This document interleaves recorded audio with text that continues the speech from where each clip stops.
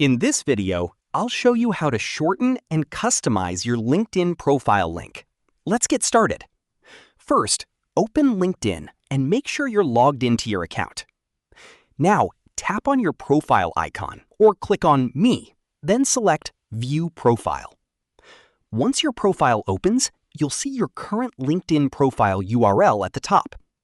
By default, it may include extra numbers and letters, making it look long and unprofessional. To shorten it, look for the option Edit Public Profile and URL and tap on it. This will open a new page. On the right side, you'll see Edit Your Custom URL. Tap on the pencil icon next to it. Now you can edit your URL. Simply remove the extra numbers and letters and keep it clean using your name. You can use your first name, last name, or a professional name. Once you're done, tap on Save. After saving, go back to your profile and refresh the page. Your LinkedIn URL will now be updated and look shorter and more professional. And that's it. That's how you can easily shorten your LinkedIn profile link. If you found this video helpful, don't forget to like the video, subscribe to our channel, and press the bell icon for more tutorials.